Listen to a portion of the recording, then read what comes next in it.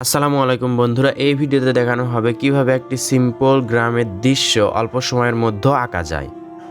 প্রথমে আপনারা দেখতে পাচ্ছেন একটি ত্রিভুজের মতো আকৃতি করলাম, এরপর এই পাশে দুইটা দাগ দিয়ে ঘরের চালা করলাম, এই পাশে ডাবল করে দিলাম, এটা মেলাই দিলাম। মেলাই দেওয়ার পর আমরা দেখুন নিচে একটি সোজা দাগ, মাঝে এই দাগটা একটু ছোট, এই দাগটা একটু ছোট, মাঝেরটা নিচেরটা একটু বড় হবে। এরকম করে ভাঁজ করে আমরা একেবারে এটার সাথে লাগাই দিব। লাগাই দেওয়ার পর এই দিকেও আমরা ঠিক ঢেউ ঢেউ করে, সোজা না, ঢেউ ঢেউ করে এই পাশে মেলাই দিব। মেলাই দেওয়ার পর এখানে আমরা ঘরের একটি দরজা আঁকবো। এরপর এই পাশে একটি জানালা, পাশে আরেকটি জানালা, অর্থাৎ দুইটি জানালা দিয়ে দিলাম। জানালার মাঝে এরকম করে আঁকলাম। আঁকার পর আমরা এখানে দেখুন রাস্তার মতো করে দিলাম দরজার সাথে।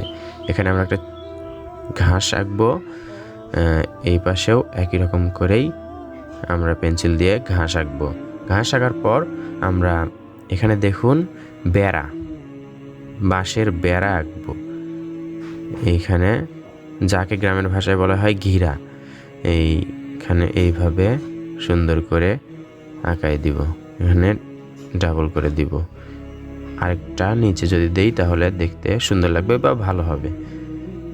এটা বেড়া, ঘরের সাথে একটি বেড়া, দরজাটা এইভাবে করে দিলাম। এরপর আমরা এখানে ছোট গাছপালা, ঝাউ গাছ যেরকম দেখতে লাগে সেরকম করে দিলাম। এখন এই পাশে একটি লম্বা গাছ আঁকবো। এরকম করে গাছের কাণ্ড দিব, ডালপালাগুলো একটু বড় করে দিব। বড় করে দেওয়ার পর এরকম দেখুন। এরপর আমরা গাছের পাতাগুলো সহজে এভাবে দিয়ে দিব, বেশি ডিটেলস করব না, তাহলে কঠিন হয়ে যাবে।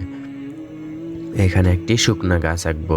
শুকনো গাছ কিভাবে আঁকবো দেখুন, শুধু ডালগুলো ছড়াইয়ে দিচ্ছি আমি। এটা পুরোটাই কালো করে দিব, তাহলে শুকনো গাছ হয়ে গেল। এটা কালো করে দেওয়ার পর দেখুন ডালগুলো আরেকটু যদি বের করে দিই তাহলে দেখতে সুন্দর লাগবে বা ভালো হবে। এরকম করে উপর দিকে উঠলে যত উঠবে তত চিকন হয়ে যাবে ডালগুলো।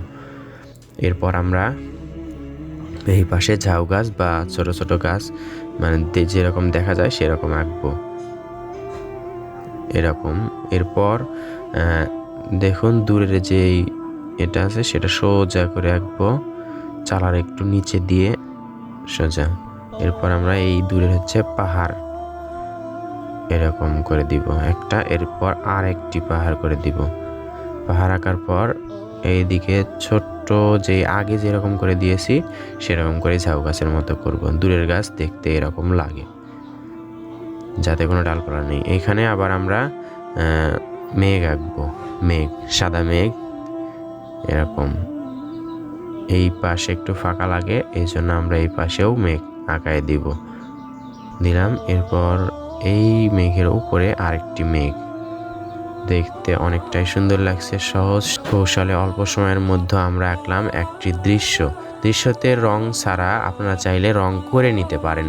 দেখানো হলো একটি সুন্দর দৃশ্য কিভাবে অল্প সময়ের মধ্যে আঁকানো যায়। বন্ধুরা, ভিডিওটি যদি আপনার ভালো লেগে থাকে তাহলে নিজে নিজে ট্রাই করবেন এবং আঁকানোর চেষ্টা করবেন। ধন্যবাদ সবাইকে, দেখা হবে নতুন ভিডিওতে। আল্লাহ হাফেজ।